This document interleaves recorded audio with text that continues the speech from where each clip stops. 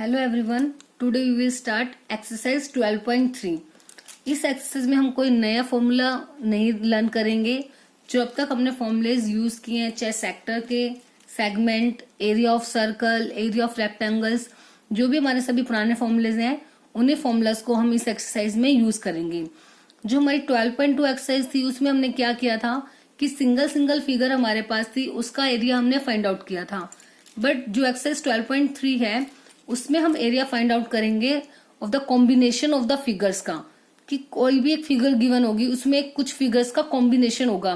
हो सकता है उस फिगर में दो सर्कल हो, एक रेक्टेंगल हो सकता है उसके अंदर कोई सर्कल हो, ठीक है, या फिर उसके अंदर क्वाड्रेंट्स हो सकते हैं आपके, या फिर कोई ट्रायंगल हो सकता है। इस टाइप से कुछ फिगर्स का कॉम्बिनेशन होगा, ठीक है। एक फिगर जो आपको गिवन होगी उसमें कॉम्बिनेशंस हो सकते हैं कुछ फिगर्स का, उसका आपको एरिया फाइंड आउट करना है, ठीक है। तो कोई न्यू फॉर्मूला आज हम नहीं करेंगे, जो हमारे पुराने फॉर्मूलाज हैं उन्हीं को ही हम इस एक्सरसाइज में यूज करेंगे। तो let's start with first question. Find the area of the shaded region in figure. आपको देखो ये फिगर शो हो रही है, ये फिगर आपको बुक में गिवन है। इसमें ये कह रहे हैं शेडेड रीजन, जो ये आपका ये पोर्शन आपको दिखाई दे रहा है ना, ये शेडेड पोर्शन, इसका एरिया हमें फाइंड आउट करना है। जबकि पी क्यू की वैल्यू, जो ये लाइन है आपकी पी क्यू, इसकी लेंथ हमारे पास है 24, और पी आर की मतलब, तो डेट मीन्स हमें इस लाइन को क्या करना पड़ेगा, ज्वाइन। तो ज्वाइन करते हैं पहले पी आर को।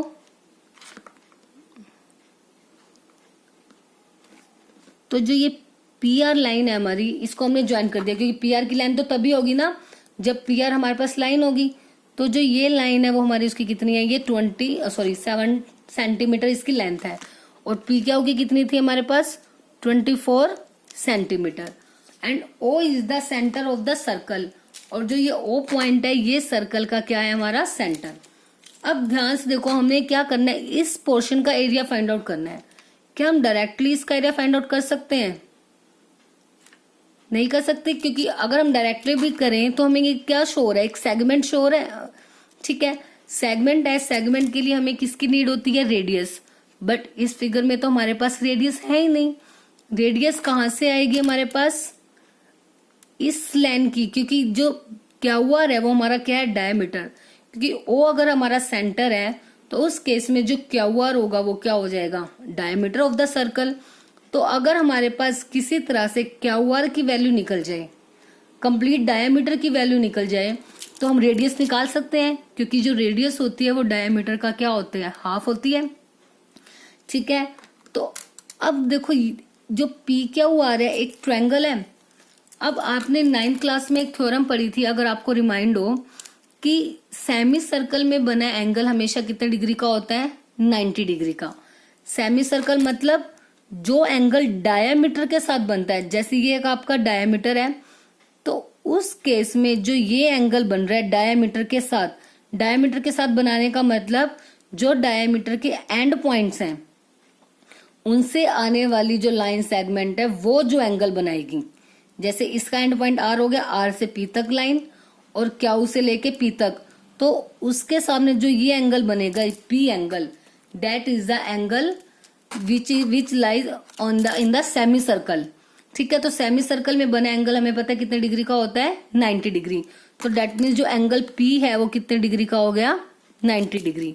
तो जैसे ये 90 डिग्री का एंगल हो गया, तो ये जो ट्रायंगल है वो कैसा ट्रायंगल हो गया, राइट एंगल ट्रायंगल। तो बस इसमें हम पाइथागोरस थ्योरम फिर तो यूज कर सकते हैं। तो सबसे पहले जो जो हमारे पास गिवन है हमने वो राइट कर लिया। सॉल्यूशन स्टार्ट करेंगे जब, कि पी क्यू की वैल्यू 24 है, पी आर की वैल्यू कितनी है, 7, and O is the centre of the circle. So therefore जो क्यू आर है वो क्या हो जाएगा, डायमीटर, डायमीटर, ठीक है। तो जो अब हमें दिखाना है, जो एंगल पी है वो कितने डिग्री का हो गया, 90 डिग्री। इसका रीजन क्या लिखेंगे, angle in semi circle, angle in semi circle, ठीक है। जो सेमी सर्कल में बना एंगल होता है वो हमेशा कितने डिग्री का होता है, 90 degree. So in right angle triangle, right angled triangle, P क्या हुआ, पी क्यू आर में पाइथागोरस थ्योरम जब हम यूज करेंगे, ये एंगल 90 का है तो इसके सामने वाली मतलब क्यू आर क्या हो जाएगी, हाइपोटेन्यूज। सो क्यू आर का जो स्क्वायर है मतलब हाइपोटेन्यूज का स्क्वायर इक्वल होगा परपेंडिकुलर का स्क्वायर प्लस बेस का स्क्वायर। ठीक है, दिस इज द हाइपोटेन्यूज। तो इनमें से एक साइड की this is the base and this is the perpendicular. तो पी का स्क्वायर मतलब पी क्यू का स्क्वायर प्लस पी आर का स्क्वायर हो जाएगा। इसका रीजन लिखेंगे by using the Pythagoras theorem, using Pythagoras theorem. ठीक है, अब क्यू आर की वैल्यू हमारे पास नहीं है, हमें फाइंड आउट करनी है तो एज इट इज राइट कर देते हैं। पी क्यू की वैल्यू जो हमारे पास 24 हमें गिवन है, पी आर की वैल्यू 7 गिवन है। ठीक है, तो 24 का स्क्वायर होता है 576, 7 का स्क्वायर होता है 49। तो क्यू आर का जो स्क्वायर है दैट इज इक्वल्स टू, अब इनको हम ऐड करेंगे तो कितना आएगा हमारे पास 625, जो कि किसका स्क्वायर होता है 25 का। Now taking square root on both sides,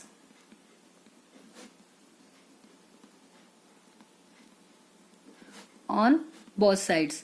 जैसे स्क्वायर रूट ले लिया तो स्क्वायर से स्क्वायर रूट जो है वो क्या हो गया, कैंसिल आउट हो गया। तो क्यू आर की जो वैल्यू है हमारी वो कितनी आ गई 25 सेंटीमीटर। क्यू आर कंप्लीट आ गया 25, दैट मीन्स डायमीटर आ गया।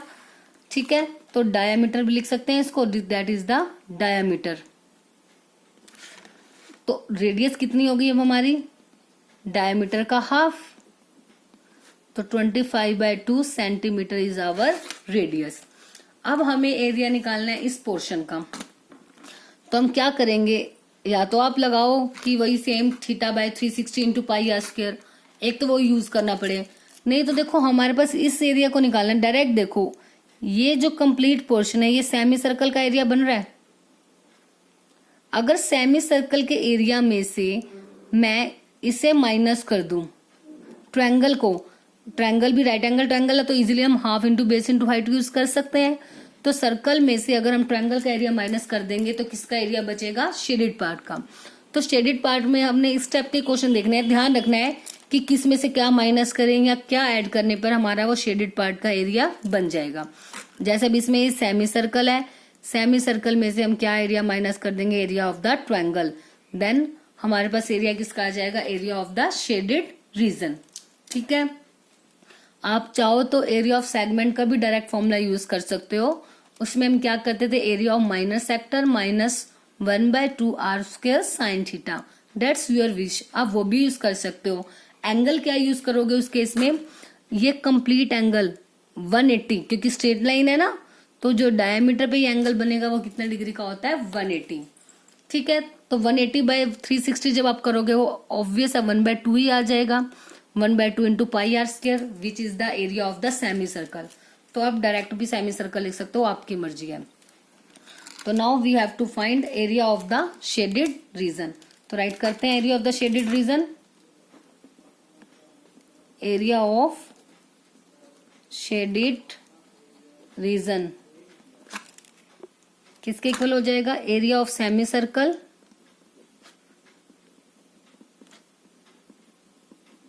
Minus area of triangle P Q R, triangle P Q R, P Q R triangle था हमारे पास। तो एरिया ऑफ सेमी सर्कल क्या होता है, half into pi r square, और area of triangle क्या हो गया, half into base into height. ठीक है, तो 1/2, पाई की वैल्यू 22/7, रेडियस कितनी है 25/2, हाफ इंटू बेस और हाइट, बेस और हाइट कितनी कितनी थी हमारे पास, बेस है 7 और हाइट कितनी है 24। तो ये तो कैंसिल आउट हो गया, 12 आ गया। अब यहाँ पे ये कैंसिल हो जाएगा 11, और तो कोई वैल्यू कैंसिल आउट नहीं होगी, बस अब इनकी क्या कर देंगे ऊपर मल्टीप्लाई। तो अब इनकी मल्टीप्लाई कर दी, 25 का स्क्वायर होगा 625, 625 की 11 के साथ मल्टीप्लाई करेंगे तो कितना आएगा 6875, बाय में 7 2 जा 14, 14 2 जा 28, माइनस 12 7 जा 84। अब इनको सॉल्व करने के लिए एलसीएम लेंगे, 28 एलसीएम आएगा, तो 6875 एज इट इज, इसके बाय में कुछ भी नहीं है तो डायरेक्ट 28 की 84 से क्या हो जाएगी मल्टीप्लाई, कितना आएगा 2352।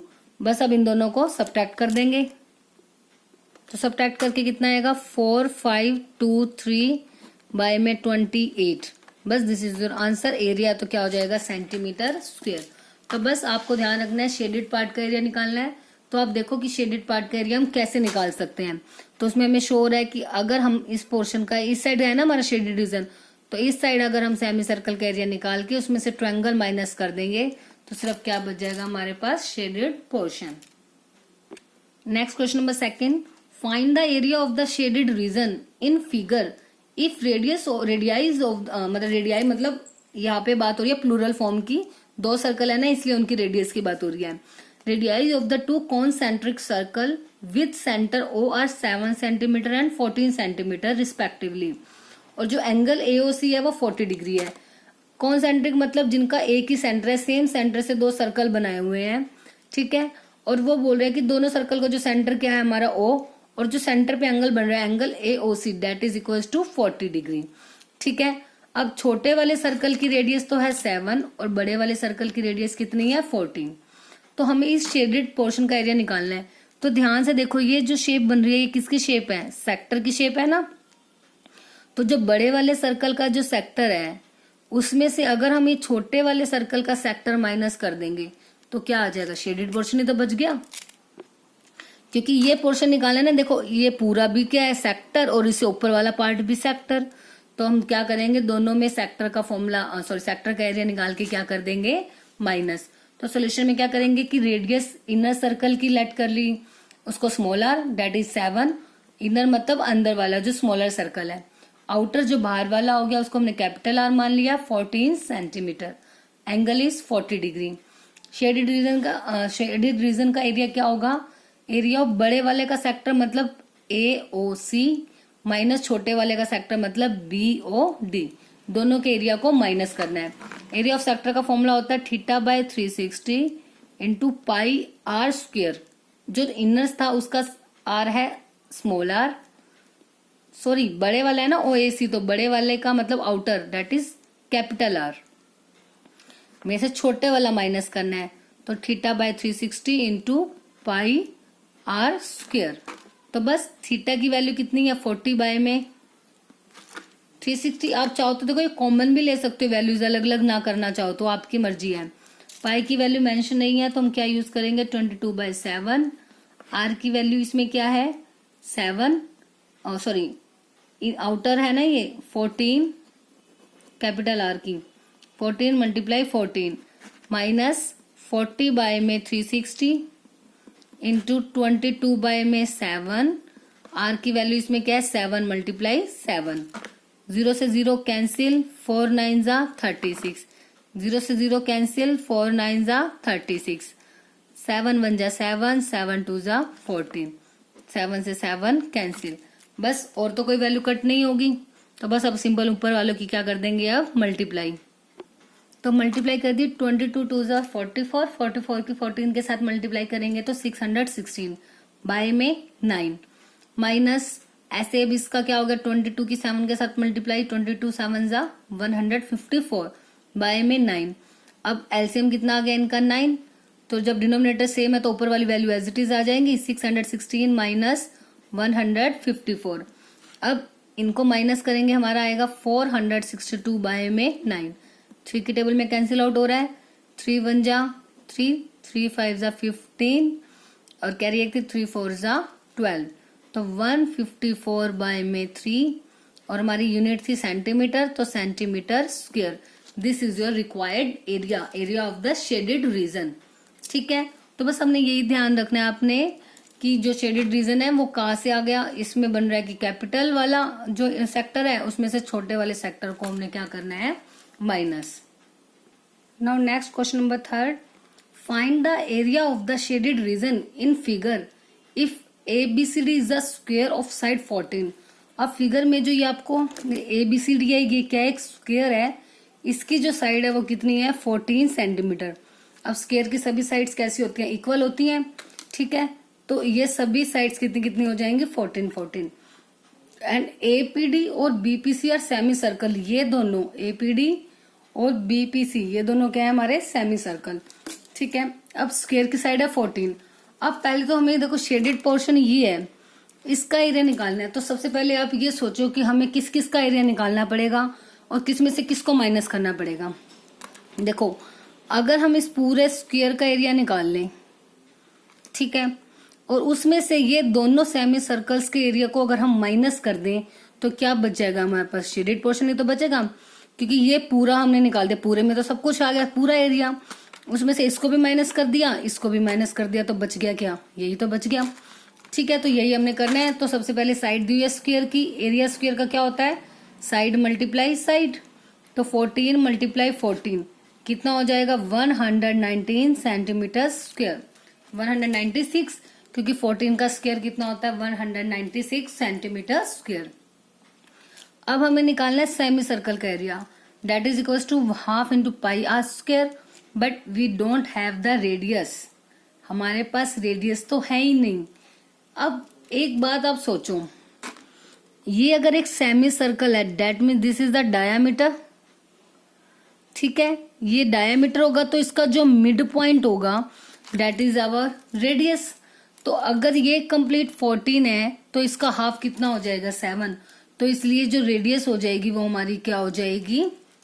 7 centimetre, half of the side of square. तो बस ये लिख देंगे कि now APD and BPC are semi circles। ठीक है, so AD and BC are the diameters। ठीक है, डायमीटर का ही तो काम करेंगे दोनों। डायमीटर है तो दैट मीन्स जो हमारी रेडियस हो जाएगी वो कितनी हो जाएगी? Half of the side, side AD वो कितनी है? 14। तो दैट मीन्स तो रेडियस कितनी आ गई हमारी? 7 सेंटीमीटर।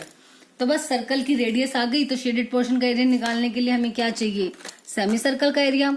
तो हम निकाल देते हैं एरिया ऑफ सेमी सर्कल। ठीक है, सेमी सर्कल का एरिया क्या होता है? Half into pi r square. Half as it is, pi की वैल्यू 22/7 और आर स्क्वायर मतलब 7 मल्टीप्लाई 7। 7 से 7 कैंसिल, 2 से 22 कैंसिल होके कितना आ गया? 11। तो कितना बच गया? 11 7 जा 77 सेंटीमीटर स्क्वायर। तो अब हमारे पास एरिया ऑफ स्क्वायर भी आ चुका है, एरिया ऑफ सेमी सर्कल भी हम फाइंड आउट कर चुके हैं। बट हमें निकालना क्या है? Area of the shaded reason. So area of shaded reason क्या हो जाएगा? Area of shaded reason that is equals to area of the square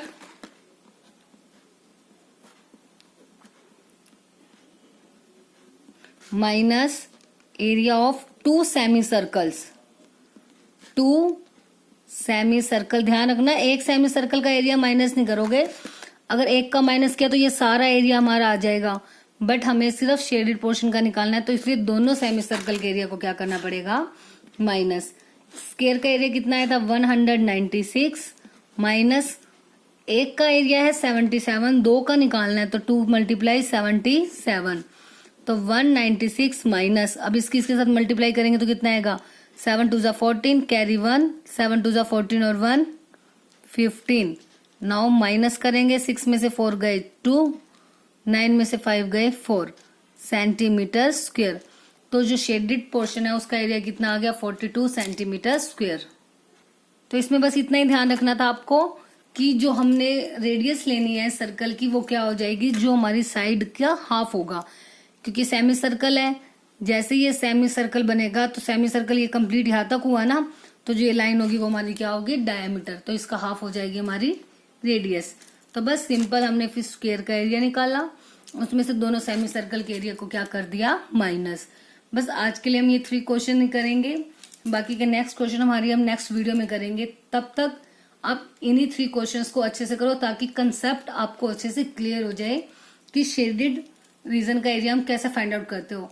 and आप एक बार आगे के क्वेश्चन भी खुद से ट्राई करके देखना कि आपसे कितना वो सॉल्व हो सकता है।